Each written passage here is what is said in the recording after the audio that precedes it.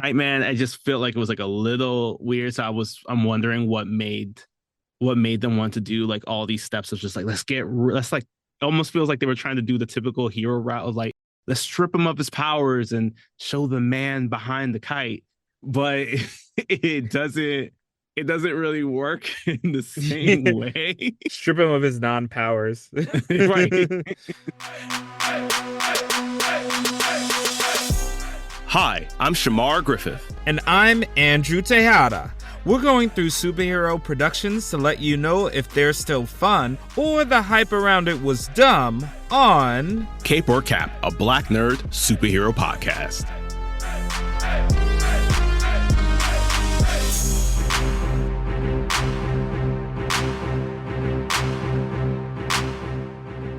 Welcome to this week's installment of Cape or Cap, a Black Nerd superhero podcast. My name is Chamar Griffith, codenamed Comic Shams. And I am Andrew Tejada, codename Arate. Andrew and I have known each other since 1996.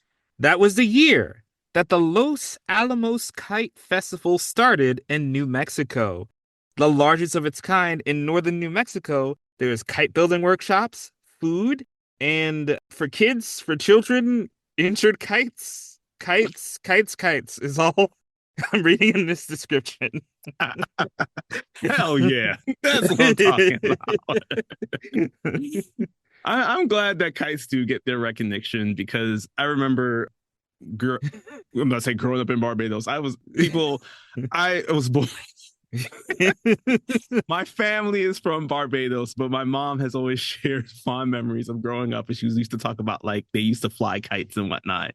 So I'm kind of glad to see that it wasn't just, like a random thing that only you heard about from an older generation or on TV. It definitely was out there, especially in 1996, which wasn't that long ago, people. That was not 30 years ago, okay? That actually was not 30 years ago. Nope. Nope. But that love of kites probably inspired one individual in particular, a person who, gotta say, up until very recently, probably never made it on anyone's radar for comic books or television or anything like that. There's probably like a few people who loved him. But I gotta say, if it wasn't for one particular show, we wouldn't have the opportunity today to talk about the first season of the spin-off series called Kite Man, Hell Yeah. So with 10 episodes, this TVMA show, this is no question about it being PG-13 or anything like that. This TVMA show wrapped up its freshman season, effectively creating a spin-off from DC Universe's to HBO Max's to now just Max's, I guess, Harley Quinn. So we got showrunners that include Dean Lowry, quite famous. Dean's quite famous for the work he's done. That includes producing, writing, and directing credits across Arrested Development, My Wife and Kids, Major Pain, iZombie, now that new series Damon Wayans Jr., Papa's House, I think, or something like that. And ultimately, one of my favorite limited series of all time, Powerless, the DC show where it was just like a bunch of people who don't have powers running an insurance company for all the antics that are happening in the world of the DC universe. Yeah, that one, again, way ahead of its time. Mm-hmm. I think it would do pretty well now, but it was just way too early. I'm sorry, guys. Yeah, I do have a similar gripe about it because there's a show now on Max I've been watching called The Franchise, where it is just basically mocking all the stuff that we've experienced going through and learning and loving superhero stuff. So movies getting shelved for tax credits and cameo, the work that goes behind the scenes of trying to make a cameo work when sometimes actors don't like each other. Powerless would have really killed it right now. I could see 3 seasons in the movie at the bare minimum. Yeah, R.I.P. Powerless. Yes. Yes. Including another showrunner, though, for Dean, we have Katie Rich. Katie did gain a lot of infamy for a tweet back in 2017 during a certain inauguration. Well,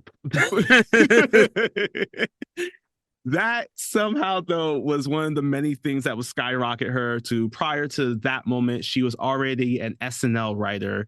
She was one of the few writers, actually, that was working exclusively on the Weekend Update.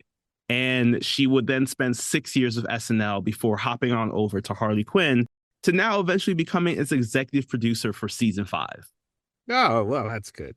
That's Yeah. good. Well earned. Yes, definitely. So these two came together to put together our Kite Man Hell Yeah show, which currently has a 92% on Rotten Tomatoes and a 90% from the audience score, which I gotta say is pretty surprising to me. I did not expect this to hit 90s. Yeah, I mean, you look at some superhero movies. I don't think even like Captain America Civil War has a 90%. Like this has a 90. It's kind of crazy. But is it overrated? We'll talk about it. Talk about Yes. it. All right. So now compiling this cast list, we got Tim Oberg, who has a few acting credits here and there. Most recently, you'll see him now in a couple of episodes of Abbott Elementary. Today, he is voicing Charles Chuck Brown, not Charlie Brown. Let's not get confused. That name does not get thrown around in this show. But he is our titular character, Kite Man, who has also been the voice of this character since the Harley Quinn show.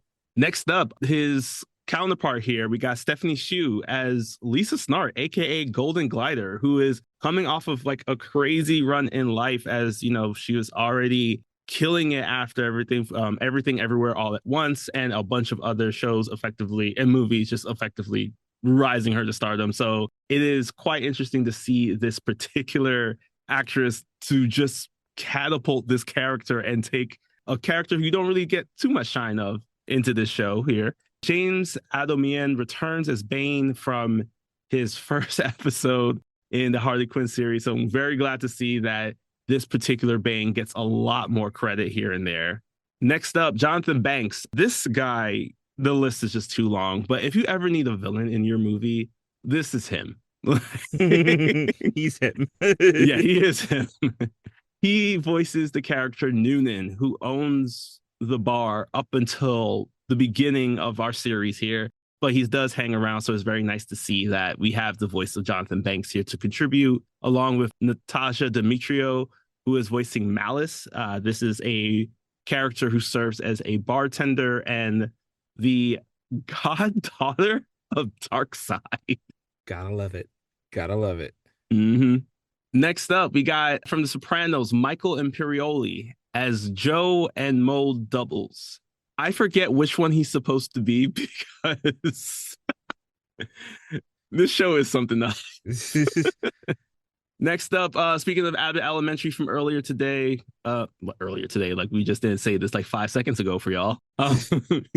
Janelle James is the Queen of Fables, who takes over from Wanda Sykes, I believe it was, in the original Harley Quinn series. So kind of glad to see that the Queen of Fables, a character who has OP power, in my opinion, is continuing on. And last up, we got a couple more as we have a few more great names who are joining the cast, such as Keith David, who is the voice of Darkseid, Phil Lamar, who is the voice of Desaad, as well as another superhero, green superhero, but not this green superhero you're thinking of. Margaret Cho, who is Rebecca Chen. And last but not least, we wanted to take this moment to dedicate this particular episode to the one person here who is voicing Lex Luthor in one of his final roles in his filmography, as we have the late Lance Reddick here today voicing in our series. Yeah, what a powerhouse, a towering actor, gone far too soon. And as one of his last roles, he absolutely killed it as Lex Luthor. And it is, I hope his impact is just across all media. If you've seen a John Wick movie, I hope you know him for more than John Wick. Yes. Percy Jackson, he was great Zeus for such the brief time we had him. So I really savor this performance. And yeah, he is definitely missed. And his presence and absence is definitely felt. Mm-hmm. So once again, thank you, Lance Reddick, for everything that you have contributed to our viewing pleasure throughout your years here on Earth. And know that though you may be gone, you are never forgotten. And we always will appreciate the amazing gravitas, the voice that you bring, as well as just like the fun that we heard in these episodes that you brought and gave to us. So thank you. All right. So with that, as we have mentioned in the past in our previous 2 episodes, This is a run it back series of shows that we're doing. So these are shows that premiered within the summer of 2024, making sure that they get their highlight, especially as we come to a close with 2024 season of shows, bringing on the brand new level of things that's going to be happening in 2025. But wanted to make sure that in case you're feeling a little absent, I'm trying to find something to watch, here's something you can. So with that, let's start the season 1 review. Again, this won't be a full breakdown. This will just be a conversation of the story, the characters, the fight scenes or animation, as well as any scenes in particular that stuck out to us that we feel that you might also enjoy. So let's start and unroll the string that is on the spool of this kite that we have and do this cape or cap review of the first season of Kite Man. Hell yeah. Yeah, so what is this will definitely be a less intricate recap than other stories because yes, there is a running plot to Kite Man that goes throughout, but it is very spread out. If it sounds like the story section is not as long as 10 episodes, it's not because things didn't happen. It's just because the major things that happened are few and far between that really move the needle. But essentially, Kite Man is hired by Lex to guard his Legion of Doom as an aerial villain because no other aerial villains were available. And Kite Man fails. So, as a revenge, Lex decides to buy Kite Man's favorite bar, Noonan's. But Kite Man decides to beat Lex to the punch and is after stealing from a villain worse than Lex Luthor, his dad.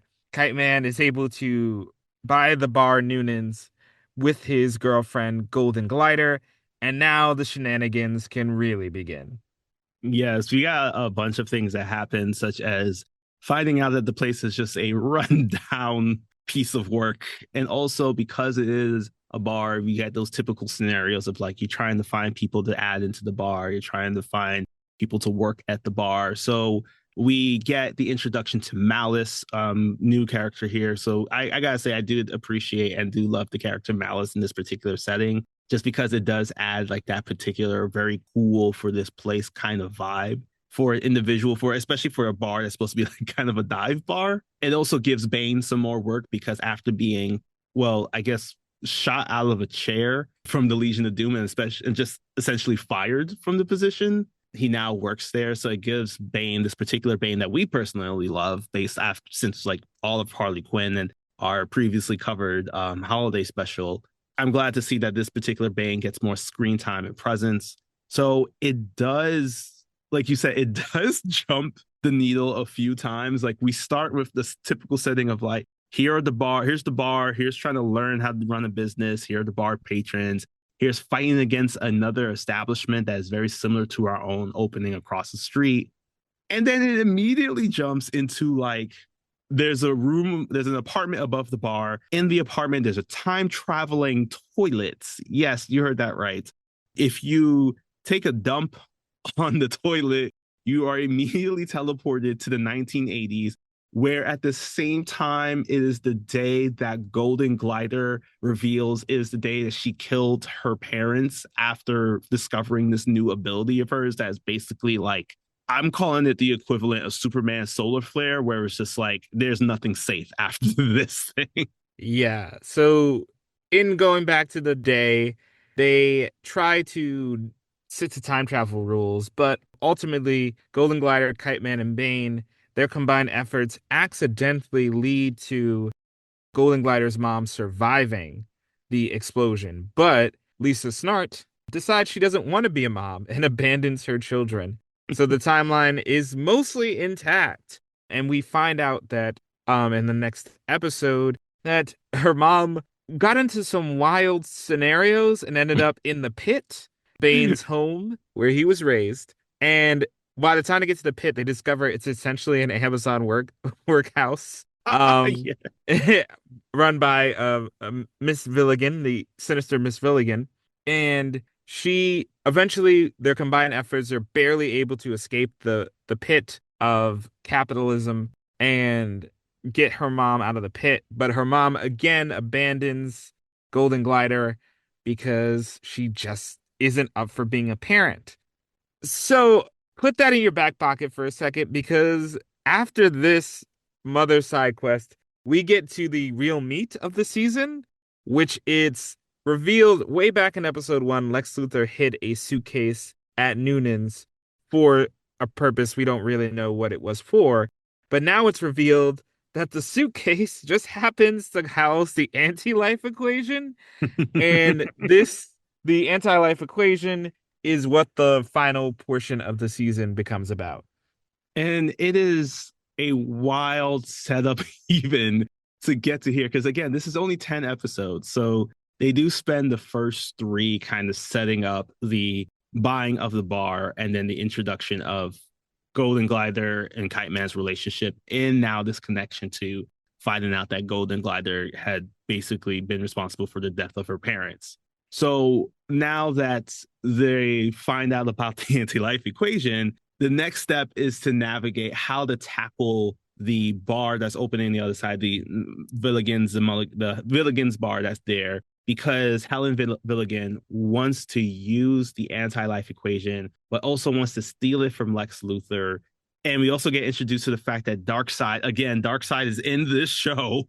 Yeah. He is the god daddy. That is literally what it says, the god daddy of Malice. So as they try to figure out all this, it is definitely a group of to me, this very much felt like very Legends of Tomorrow, because it's just like the most random assortment of characters that don't really get a chance to shine facing off against the biggest, baddest of people. So the main twist that happens here is the change in the dynamic of the relationship between Kite Man and Golden Glider, where Kite Man doesn't ever feel like he is measuring up at times to what Golden Glider wants, while Golden Glider is just like, she's in the position where she doesn't feel, she's pretty much the same way. She's been harmed by the fact that her mom has abandoned her. She's harmed by the fact that she has this unbelievably powerful power that always ends up killing people. And she's worried that if she takes that relationship of theirs further, she's going to end up killing him. So because all this happens and her mom gets into her head about,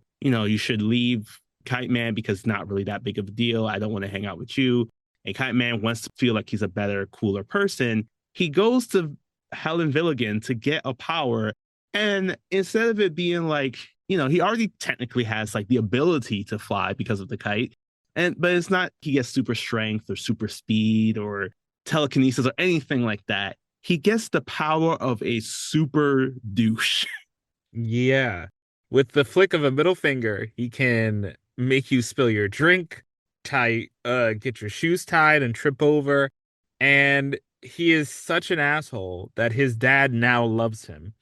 So this sudden turn to his new form, Beast Mode, it's revealed that this was part of an elaborate plan by Helen Villigan, because Helen Villigan thought that Lex Luthor had the anti-life equation. So her plan was, at the Sexiest Villains Award, which Lex Luthor has won 7 times, at the awards, her plan was to rig the competition so that Beast Mode wins Sexiest Villain, and Beast Mode, after winning Sexiest Villain, would distract Lex so much that Helen Villigan can steal the briefcase containing the anti-life equation and profit. So that was the plan, which I guess was the easiest version of this plan for her. So it does happen. The plan does go off without a hitch, with Bane unintentionally bringing the anti-life equation. But because Golden Glider hates this new change in Chuck, she breaks in and gets a hold of the anti-life equation first. And she finds that with the anti-life equation, she is able to order her powers and control her powers. So she's able to use her powers. Every villain around her stops in their tracks. She's able to turn Chuck back. And now they go on the run from the anti-life equation, from Lex Luthor, Helen Villigan, and a new challenger. Yeah, we get more insight that Malice is feeding information to Darkseid, but Malice, because of the fact that she is learning what her new life is. Basically, she's the too cool for school person who's now forced to work at the dive bar. So she's feeding this information to Darkseid, but because she doesn't want to hurt her friends, she's feeding wrong information, telling him that instead of it being that Chuck and Lisa have the briefcase, it's Helen and Lex. So he's being sent around in circles while we see that Kite Man and Golden Glider are now in another scenario because this show is filled with cameos from the previous show. In order to help Chuck break out of the beast mode activation is the only way that I can call it right now. She uses Clayface, now voiced by Alan Tudyk, and also knowing now that in the future in the DCU formed by James Gunn, that Alan Tudyk will continue to reprise this role. So for anybody who's wondering what this will sound like or what this will be like, watch Harley Quinn and Kite Man, I guess. So the other character cameo that we see is Frank the Plant, who is a being that was created by Poison Ivy. We don't really have the specifics of how it came about, but we understand Poison Ivy's powers. So he, voiced by JB Smoove, somehow got enough money to just open up a resort. And in this resort, they're using it as an opportunity to hide away.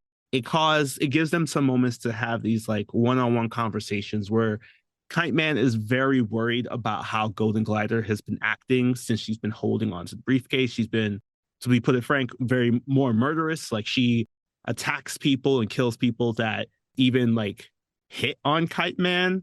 And when she's away for the night, Kite Man goes for a swim in the pool, and he and Frank have this great conversation, in my opinion, about how the reason why the briefcase hasn't affected Chuck is he kind of doesn't really have a want. When he gave up his kite, it was for Lisa to be a better, because he thought that by having a power, that would make everything better. But when he found out that Lisa didn't want that, he broke out of it. So he doesn't really have a want, but because he's been on the run, he hasn't had a moment to miss his kites in a way. So we do get to see some scenes in which he does have these fond memories of possessing his kite and how it's traveled with him throughout his entire life. But it is a really cool concept to hear that the anti-life equation in this particular sense works towards basically attaching on to a person's deepest desire. And for Golden Glider, it's for a sense of control. So he knows now that he has to get the briefcase away from her, because as long as she has it, she's more likely to become murderous, and it's more likely that they're going to just keep on getting attacked, which immediately happens when Helen Villigan, basically operating a robot that looks like, thinking of like Turbo Man from Jingle All the Way, I think it was. Yes. Yeah, she's operating a series of those to attack them, and while attacking them, also trying to make a deal with them to take the suitcase back because she wants to use the anti-life equation for herself once again. Yeah, you can think of it as the ring in Lord of the Rings. Yeah. It's just corrupting most people except for Plucky Hero. And for a moment, they're able to get away. And again, like Lord of the Rings, they try to throw it into the Mount Doom, which is the nuclear plant Frank the Plant has put his resort to. But even throwing it in there doesn't destroy the anti-life equation. So the alternative plan, after getting momentarily sidetracked by giving a chicken the anti-life equation and turning them into a Godzilla chicken, is to have Chuck read it and then kill him. Because if the anti-life equation and Chuck become one and Chuck dies, then it apparently will erase from the universe. And it's requested for Golden Glider to do this. And in the finale, he is fully prepared to die. Everyone shows up. Darkseid, Helen Villigan, all their allies. The Legion of Doom fights their allies.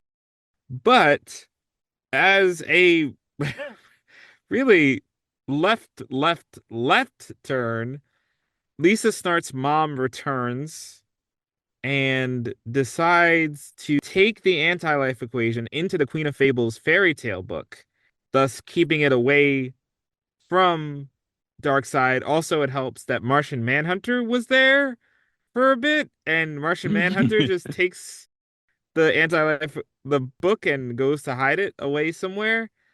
Yeah, that's how they solve this. Is how to get out of the whole anti-life thing. Yep.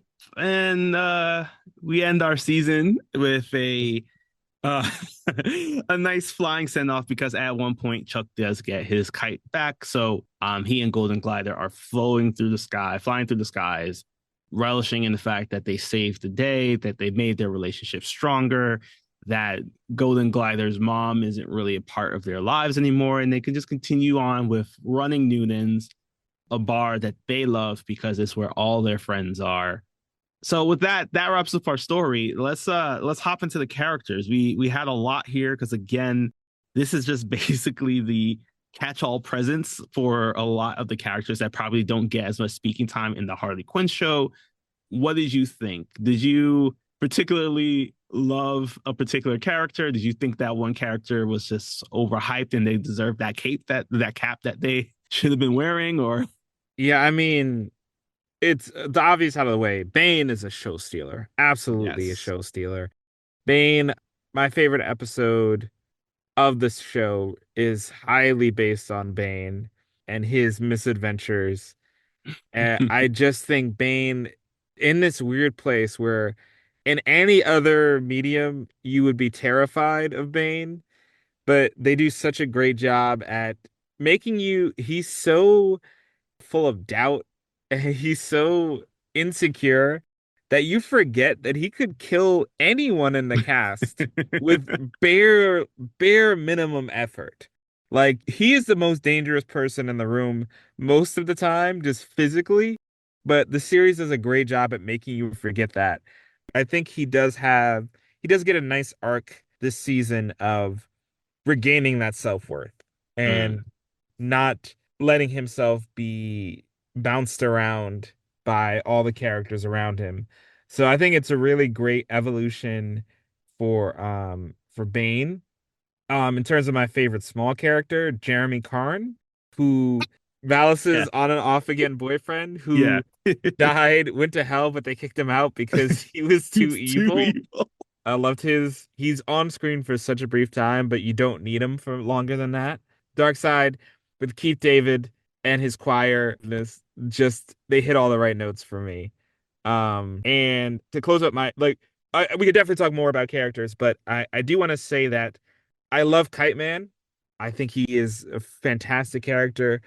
But the one thing that didn't really work for me was his turn into beast mode. I love the concept of it. I just wasn't sold enough that Kite Man would do this, would sell out his whole personality in an instant. Maybe because it happened so quickly maybe he should have had a longer time to think about it. But I do think Chuck's turn into beast mode is literally out of character. So while I did enjoy the gags, I did think that didn't really hit for me. It just felt like I was counting down to the seconds that he would turn back. Mm. If to make a direct comparison to Harley Quinn, there's a point in the series where Psycho, not Psycho Pirate, Dr. Psycho? Is it Oh Dr. yeah, Psycho? Dr. Psych. Yeah, Yeah. Dr. Psycho, the guy that got canceled, right? Yeah, yeah. Yes. Okay, okay, yeah. There's a point where Dr. Psycho definitively breaks off from the group.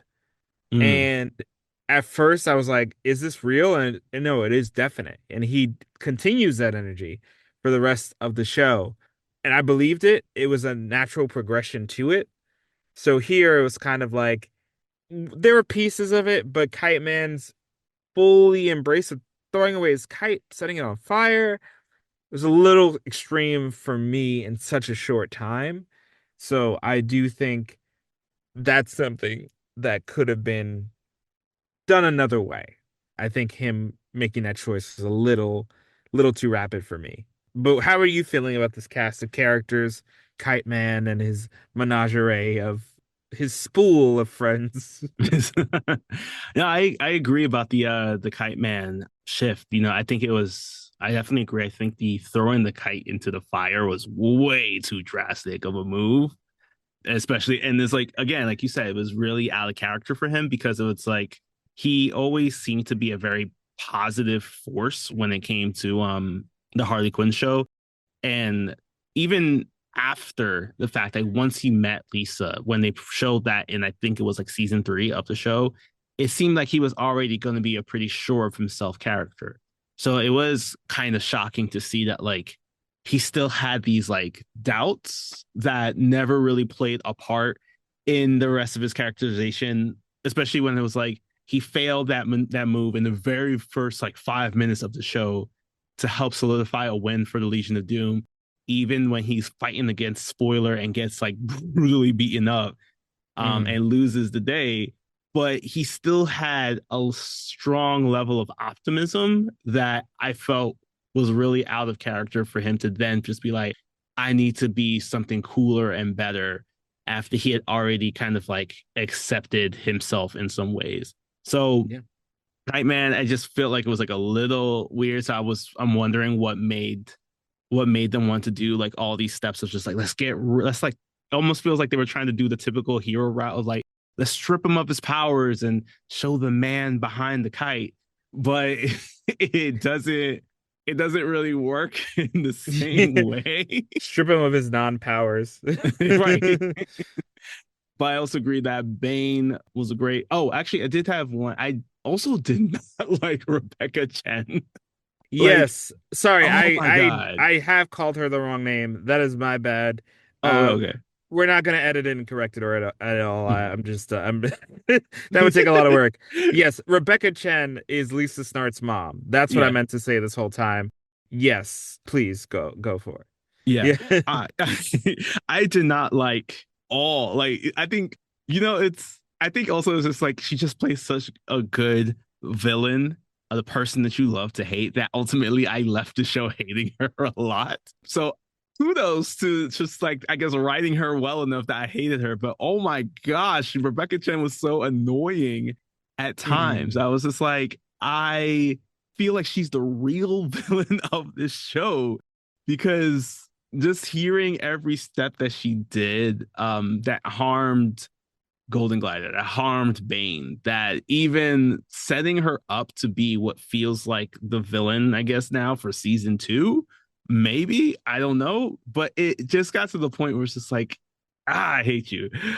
But I also gotta agree though on the Bane front. I think it's this show kind of shows me that Bane has to get his shot in some way. Like I feel like he deserves a spinoff. I'm so torn because I do want that. Mm-hmm. I'm a little scared that maybe it's like it'd be too much of a good thing. It'd be too Yeah. much ice cream. So I'm really torn on whether I would. Don't get me wrong, I would absolutely watch Bane. Mm-hmm. Bane, hell yeah. Bane explosions. You Bane know, explosions. I would absolutely watch that. But yeah, I do question. It's right in that. It's right in that gray area of Yeah. like, if I get too much of it, am I gonna hate it? I Yeah. don't know. I don't know the answer to that. Yeah, but it just shows that like there are times where it's just like I think this show, what it did show me was that just like from Harley Quinn, there's no character that is over or underutilized. I think that everybody had a good balance. Even just like Darkseid's random chorus. Like, Yes. I mean, there were times when it was just like, okay, you're dragging this on too long, but it was just like even the show was picking up on like, all right, you're singing for too long, or the comedic timing on certain things. I was just like, all right, that was not gonna have me belly laughing, but it did have me like give a little smirk over the fact that I was just like, oh, okay, you're and they found a way to incorporate it too, with Rebecca revealing that she has been a part of this chorus this entire time. Yeah. So I'm glad that they found a way to actually tie everything all together. Actually, I take that back. There was one character that I don't know. I felt like they probably didn't use as much, which I don't know if maybe the story would have required it or not or anything. Baby doll, like Yeah. Yeah, she's in Baby for one Doll. episode and Yeah. gone. Yeah, she does disappear and she's set up really well Hmm. when she's in like the bar competing against Noonans across the street. But yeah, they don't really do much with her after it. And she's like it's one of my favorite Batman the Animated Series episodes. Yeah. So I was like, oh, it's so great to see her like back. This is the perfect environment for her. So I do hope they use more of her. Also, again, Shout out to Lance Reddick again as Lex. The comedic Yes. timing, the intimidating factor, it all worked really well for me. And I do want to jump in on Rebecca Chen for a sec too. I think what personally I didn't like about her character, again, this is another thing where I love the concept of you go back to save a loved one, but you really shouldn't have because they're Yeah. a terrible person. But I do feel like as the season went on, she was just used to get them out of story jams. Like obviously the Mm. conclusion of the story is Rebecca Chen written, but I do feel my alteration here right away is that Rebecca Chen in as it's presented just doesn't want to be a mom. And I get it. It's a funny joke, but I think it would have been better if Lisa's powers scared her and she was the whole her that Rebecca's arc was getting away from her scary daughter. And then also, Yeah. yeah, also having a desire to want to control it too. Like maybe she sees Lisa kill her husband, who, and it's implied that it's an abusive relationship. So maybe she sees her kill Lisa kill the husband and goes, "Oh my God, I would love to control that power for myself." So her arc of the series is trying to find a way to control her daughter, to Mm. use her daughter for her own means, which I think would sharpen her villainous motivation instead of her just being a terrible person. Yeah. She's a terrible person with a very clear motivation. Because as it's presented, I have no idea really why she was in the pit, how she ended up Yeah. there. And it just feels like the ending would have hit too if she got what she wanted. If she was looking for a way to control and she got that control in the end, would be great. But she just felt just a way to get us from point A to point B in a lot of places where they could have used other characters. Hmm. Would you have wanted her to have a different kind of personality in the very beginning? Because in the show, they present it as like she's just as much of a jerk in like before everything happened. Like she also didn't want to be with her kids even before that. Like, would you have wanted it to be that maybe she was like the kind mother that unfortunately was in this bad situation with her husband, and then eventually upon the death, learning or seeing everything that happened, she makes that flip. I think she could show signs of flaws. Like, I think she could have been like, stuck in between a rock and a hard place of, she can't leave her child with her husband, but she Right. also can't leave her husband with the child either. She's Mm. stuck. So I think if we would have presented more, and again, we kind of get that. I think it's very subtle, but it could have been a little. I wouldn't have minded that being more obvious of her dilemma of being stuck Mm. because her desire for freedom drives her for the rest of the series. So I think we could have made it a little bit more explicit. And yeah, you can tweak her personality a bit. I don't think she should be an angel by any means in any version of the story, but I think resenting it kind of like the Harry Potter treatment, how the aunt and uncle resented Harry Yeah. because he was special and they weren't. And they always were mad at that. I think we could have done something here with that where maybe they could have had a good relationship, but because of this power, because she's always scared her daughter would chop her to bits, it could have caused that tension instead of it Hmm. just being, I hate you, I don't want to be a mom. Which is fine. Again, it's fine for comedy, but I think they could have gone a little bit further with it. Yeah. I hear that. I hear that, especially because it was just like that was kind of like the thing I felt like I was missing. Didn't really know how to explain about Rebecca because I was just like, at the end of it, again, like I hated her character, but it was just like, was it because that was the goal, or was it because like this was just a character that wasn't really well written or anything like that? And it's not saying that it's either or. It's just like you said, kind of like somewhere in the middle there. It just needed some fine tuning, which I'm surprised that it was. I guess I don't know. Maybe it's just like because it's an ensemble cast. Maybe there's just like unfortunately some people are going to slip through the cracks because I did feel that like Malice had a great characterization throughout this particular season. Like you Mm. actually saw the character development happening for her from when she first starts out as like your typical kind of like influencer, doesn't really care about anybody else around her, to now being like, I feel like this is just something that happens to people in general, where it's just like, you're a 20-year-old and then all of a sudden your best friend is like the 60-year-old person who's been working at the organization for like 50 years or something. And now she's at a point where she's actually showing care to other people. So it was nice to see this development of her that happened in one season. So I'm excited to see that if the show does get a second season or anything, because I don't think it's come up or anything about if this show has been renewed or not. Mm-hmm. Where that journey takes her. Like, is she going to continue on building bridges and making friendships? Is she going to get a new boyfriend that isn't the murderous Jeremy Coon who basically got kicked out of hell? Like, what else can we write for her? Because I do feel like she did a great job.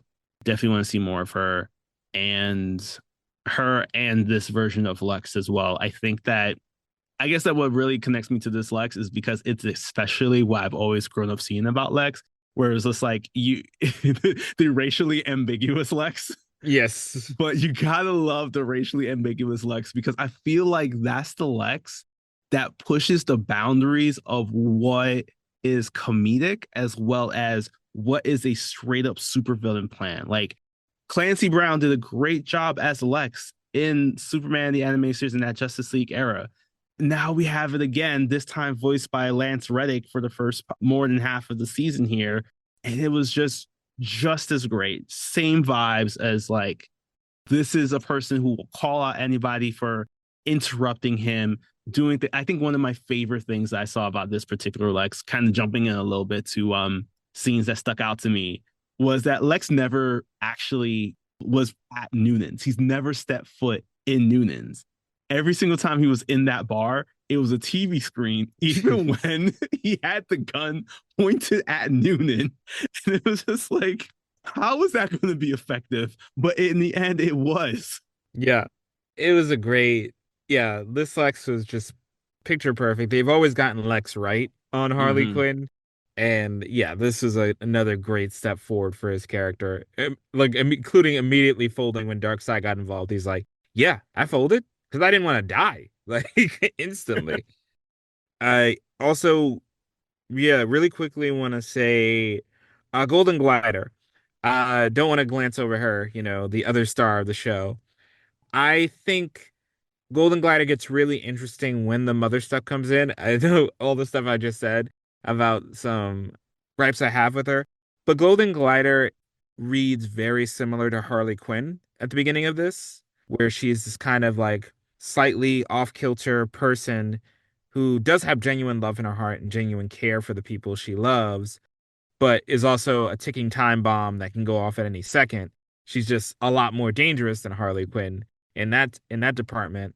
So at first she does come off kind of like this is the Harley Quinn of the series, but it is when we get into her desire for self-control and her relationship with her mother that she really gets those layers as a character and becomes her own separate entity. Yeah. So I did like her journey and where she ends and how she reluctantly gives up that sense of control with the anti-life equation for love. So I think she had a really nice journey. It took a little while to get started, and really get the ball rolling on her arc, but I do think it does. She did land the triple axle.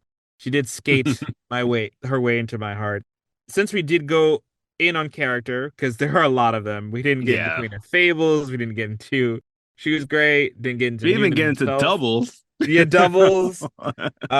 Great gag. We'll talk about it definitely. But and Goldilocks, who was surprisingly, Yo, okay. yeah. If there was ever a character I will ever throw hands on, Goldilocks. I love her, but like it was just too much. Yeah. There were times when she said the milkshake was too hot. I almost was like, all right, you know what? No more milkshake. Okay, you can sit here and starve. Get it away. It's okay. She's a fictional character, people. Before you get all up in arms, she's a fictional character, like both in the show and in real life. No children are harmed. So since the series didn't primarily focus on fight scenes, it wasn't really about what that is. I think we can go straight to scenes that stuck out for good or bad. I have to, yeah, so I have to again highlight the Portal Potty episode where Bane first travels through time to the 80s, and it really is Bane's spotlight episode Hmm. as he discovers there's a great gag where he's looking at the 80s of like people are smoking, people are like slinging asbestos all around. And he's like, the 80s was an uncivilized and dangerous place. I love it. And like it it this Bane highlight episode is a proof of concept if there ever was one. If you want to make Hmm. a Bane show, show them this. I also love the line of when the giant chicken is rampaging. And there's a gag where the giant chicken is just biting the heads off of everybody on a Ferris wheel. And at one point, one of them is like, I'm a vegan. And the chicken clucks, very good, you are spared for now. And it's like, it's such a great gag. What's, I have some other stuff, but what scenes stuck out for you? I the you hit a lot of mine because I love that chicken gag. I thought it was hilarious. Um, Something else too was the Dark Side chorus. I thought that they just had some very comical things to say at times, especially when I think what was it when they found out about the tracker in Cheshire, the cat Malice's cat, and they were like, "Who do we speak to?" And like, Brandon. I was like, what is happening? But in the more pinnacle scene in terms of the show, I did really enjoy the conversation that Kite Man had when he was in the swim up bar with Frank the Plant. And they had that deep conversation as to why the anti-life equation wasn't going to affect Kite Man is because he didn't really have anything that he felt like he needed more in his life that was like a personal insecurity of his. Like the whole show, the premise of the show does seem to be like a man who's down on his luck finds this new opportunity and now he's like trying to build himself back up. So by episode 8 they basically like had that revelation for him. So now it's just like the last two episodes was just like let's just clean up the narrative, clean up the plot, finish out the storylines. So it was great to see that he can have that conversation, especially in this show, knowing that he never failed really at any point. He made some bad decisions, yes, but he got to the point where he was more sure of himself and what he wanted, and all he wanted was to just show how much that he loved Golden Glider, show that to her, show her that she doesn't need this strong level of control. And I think that like that ends up being something that you see even build upon throughout the series, especially as you saw when they were back in time in the 80s and he talks to the young Golden Glider to try to calm her down. There's like I'm calling it now like kind of like the Captain America moment. And this is a big claim, but it's like the Captain America moment in Age of Ultron where everybody's doing the let's lift up Thor's hammer to see if it actually works. And you see that there's a slight movement to the hammer. It kind of was that for Kite Man here, where he's trying to calm Golden Glider down. There's like a moment in which she does kind of like the younger Lisa Snart does seem to have like a moment of clarity. Unfortunately, it doesn't. Things ensue and they have to show like one parent had to get taken out. But I was actually really happy to see that Kite Man stayed true to this particular part of his character and this particular scene in which he's like, yes, let's go back to the Kite Man, to the Chuck Brown, even that was always sure of himself, that didn't care what anybody thought, that loved rolling around with the kite. Yeah, he had some issues with his dad, but it wasn't going to knock away the fact that he was just like, I'm going to fly around with my kite. I'm going to use all these like kite weaponry that I have where I'm like pressing a button on my head or a button on my belt that sends off little things. So I really enjoyed that scene because it was definitely something I feel like most people should just watch and when they realize it's like, hey, this is a person who as weird and quirky as they are, they accepted themselves. And knowing that they didn't need to get like some other crazy level power up, and was also trying to show that, like, telling his partner and the people that he loves that, like, hey, you don't need that either. You don't need the suitcase. You don't need to, if you feel like this this power, this crazy power that kills people is a part of you, you don't need to try to hide it. Like don't be afraid that you're going to kill me, because even as the show progressed, it showed that she learned how to control it and learned how to build a relationship with him. So, Kite Man, great conversation while wearing a Speedo. Not quite the scene, the scenery of what is expected for this kind of conversation, but I appreciate that you had it. Yeah. And speaking of Speedo, well, less than a Speedo, I do have to give kudos to the fight in the spa where Golden Yeah. Glider ends up completely naked and blurred out, absolutely slaughtering legions of enemies. Very, very weird, off kilter and well done. And I also have to highlight what might be the strangest scene in this franchise, both this and Harley Quinn. So this running gag with Queen of Fables keeps getting onto different bodies. So at one point, because Doubles, one of the heads is shot off of Doubles, he's a conjoined twin. At one point, Queen of Fables jumps onto Doubles' body and they fall for each other and at one point start making out. And so she's using the zombie hand of his dead brother and making out with Yeah. him while they're on the same body. I truly, truly don't know what to do with that.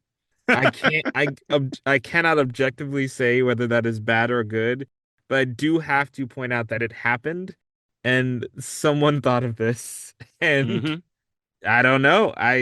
I guess that's what it was leading up to. I don't I just have to make sure people know that this happened. Yeah. I have no notes on that. I also will just say that that happened multiple times, and it was very surprising to see. I need to know who wrote that. I just need to Yeah. know. Yeah. Whoever you are, please send us a message. Just send it. It could Are you just be an okay? email to, yeah. Blink twice if you need help. Oh man, but yeah, so the I think the show, the other thing in particular about the show is like we talked about that, but like is a particularly gory show. Like I think they definitely leaned into the comedic sides of the gore. Like, I would say that it was palpable compared to the stuff that I've seen in Velma in the 2 seasons and the Halloween special they produced. I definitely felt like this was done a lot better than what we were seeing in Velma. Harley Quinn doesn't have as much gore, in my opinion, as this show had. Like, so it was shocking to see how much it had, but it wasn't done in a way where it's just like I left feeling disgusted or feeling like I had to throw up. It was just like, all right, that happened. Move along. Yeah. So, last thing I say before we give our verdicts, I want to say I do give kudos to the show for having the self-restraint to just use Harley once. Not a lot of shows could do that when they're a spinoff. So I do Mm-hmm. give kudos. One Harley, get out of there. Very well. Very good. Very good. Yeah.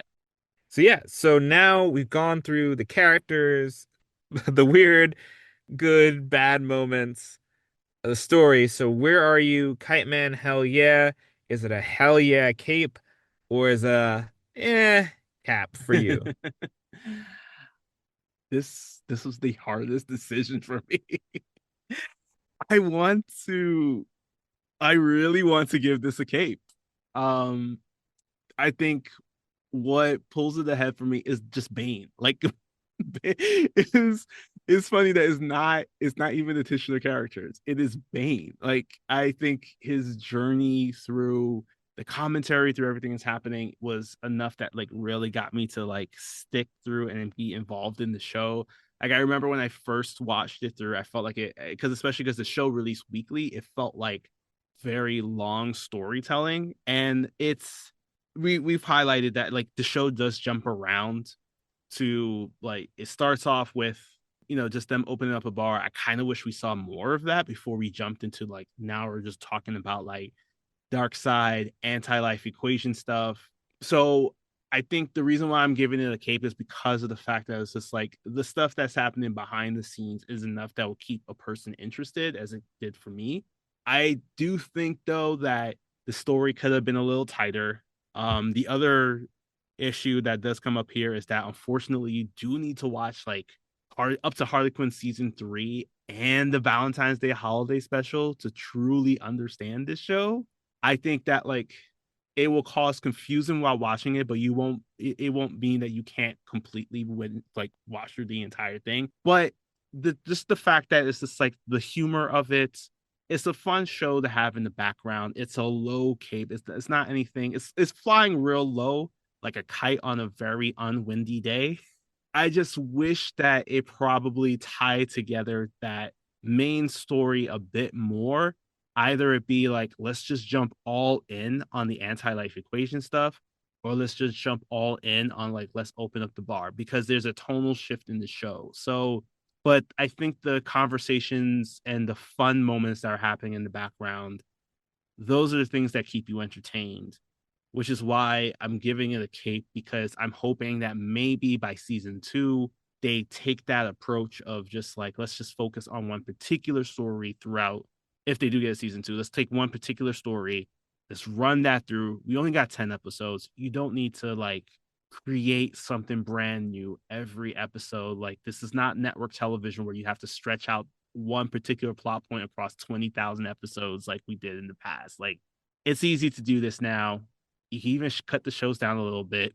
Maybe if you wanted to focus in on the gore or more of like Mo and Queen of Fables on one body making out kind of scenario, do that. I don't know, but focus on just really tightening up the story. And I'll give it a cape for now because it does feel like it has substance in the background. What about you? Is this a hell yeah, or as they said at the end of episode 8, a hell no? This was also a very difficult decision for me, but ultimately, I have to say it's a hell no for me. I'm so sorry. This is the hardest cap I've ever given. Um, and it barely got here. But I don't want to take away from the show being funny. It's so funny. It's Mm, so entertaining. But as you alluded to, and you know, my thing is you cannot watch this show by itself.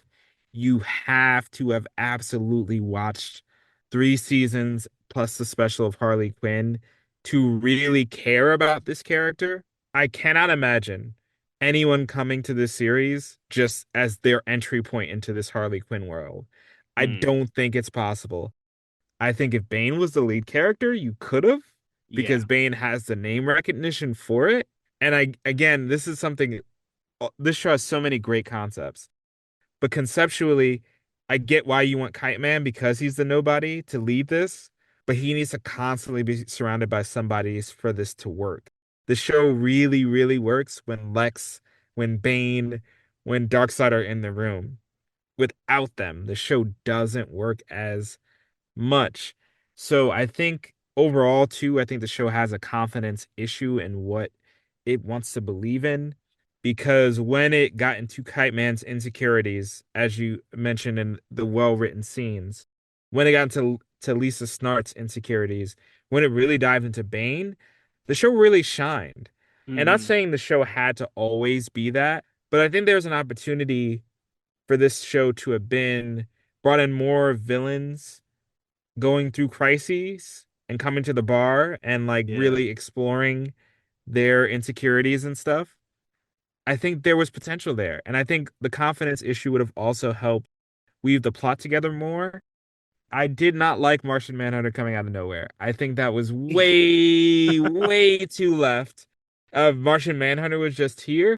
That was not set up at all. And I don't know. To me, it kind of feels like at some point, either they were mandated to put in an heavier overarching story instead of it being story of the week, because just there was just to have no setup for Martian Manhunter was really, really weird. Especially if this is a team that's worked on Harley Quinn. There's nothing in Harley Quinn in terms of the end game of the seasons that wasn't alluded to. When Yeah. Dr. Psycho turns on Harley, there's seeds of that throughout the season. When the Legion of Doom, when Harley has to choose between being an anti-hero and a hero and a villain, that's the thing of the whole scene, and like her eventual clash with Poison Ivy. That's the whole season. for it to they take careful time to set up. And here I just don't see how the pieces fit together when I look back. For example, what does Lex Luthor want to do with the anti-life equation? Yeah, it's just the kill Superman, but then it's just like how? Like what does it do? Like Right. we only get one explanation, but it's like a world-ending thing, and I'm just like I'm assuming Lex Luthor, a man who professes himself as like one of the world smartest people on the planet, would know that this could be an issue and would not be able to find a way to just kill Superman in particular. Yeah, and even better, even more so, his justification for not using it right away was he was waiting till Superman's birthday to kill him, which again, it's funny. It's really funny, but it makes no sense as to why Luthor would hide it in the bar. Because later on, Helen Villigan is the one who's like, actually, I want to keep it from everybody. Mm. So their motivation should be flipped. Lex should have put it at Noonan's because he didn't want anybody to get it, including Helen. Yeah. That makes a lot more sense because Helen, when she gets close to it, wants to use it right away. So if you flip that, the whole season makes a lot more sense. Because you're telling me Lex didn't use the anti-life equation, at least didn't start using it, just because he was waiting till Superman's birthday? Bit of a stretch for this series because again, they're rivals as usual. But I haven't seen the intense rivalry on Harley Quinn between the two to say that he's waiting until the birthday of Superman to do this. I believe that on Superman and Lois, absolutely. Oh But yeah, 100%. so the plot for me, the overarching plot they're trying to run, the more you look into it, the closer you look, breaks down a lot Mm. and it's resolved really messily and it distracts from all the great character work. I think had they had more confidence in using the Noonan's cast to get to the end game more, because they kind of just get all put to the side and just used to make gags about I fought in World War One. Queen of Fables is really nerfed in the final battle too. So I do think this show wanted to be a sitcom, but it ended up trying to incorporate a larger plot. It's at odds with itself and really needs Harley Quinn as a backbone. So Mm. that's why I'm giving it a cap. I just don't think it can stand on its own yet. And what I would hope in a season two, if it gets to season two, that it goes more episodic. And yes, you can have a building plot line, but I think it still needs to be more episodic so that people who don't know who Kite Man is, have never seen an episode of Harley Quinn, have an easier entry point. They can see villains, they can see heroes, which you really didn't get any of, which I think Yeah. would have been fun to see Aquaman walk into that bar, you know? So I'm hoping in season two, if they get to season two, they really take advantage of the full toy box obscure villains and use that to drive the story, as opposed to having a bunch of obscure villains just kind of stand around until it comes time to wrap it up. Mm. So painful. I did love this show. I did have a great time, but I just don't think it's earned its cape quite yet. That's a solid reason. So just to recap, if you want enjoyment and gore, this is the cape. If you don't want to think about it, you're gonna have a great time. Just don't Yeah, think about just don't think about it. it. All right. So with that, we're gonna wrap up our episode here. We're continuing on though in our run it back season. Of course, there was one other big summer drop. DC surprisingly had like a they just dropped everything this past summer. Including the ball and the Joker too. Oh, Oh, but yes, we're going to talk about though Joker's greatest adversary that was never going to be featured in a Joker Joaquin Phoenix production. Because our next episode is going to be the Caped Crusader. Yes, that's right. Bruce Timm was just like, you know what? I hear you like Batman, so I'm gonna give you more Batman on a streaming service where we could probably add cursing. I don't know if it has cursing to tell you the truth. We're gonna recap that for you next. But in the meantime, be sure to support us either through a one-time gift on Buy Me a Coffee or a monthly through Patreon. Check us out on our socials for updates on episodes that you can find across Apple, Spotify, YouTube, and many other platforms. If you ever want to reach out to us, of course, you can always DM us on one of these platforms or email us at capeorcappod@gmail.com. Take care of yourselves, and remember that if you ever end up having the opportunity to buy a dive bar for $10 million, check to see if there's any asbestos from the truck that passed by in 1980. And if you get a toilet that can take you back to 1980, invest in Apple. But make sure, again, you can only access that money the day you come back, so you don't mess up your timeline and then prevent yourself from ever doing it. So that's the key. The day after you come back, you get those Apple stocks. Make money. And give me some. Whoa, just you. Hold on. Give me some. My cut. Thanks again for listening. If you liked what you heard, press that follow button and share us with a friend. And don't forget, you can always see more updates and content on our social media accounts just by searching @CapeOrCap.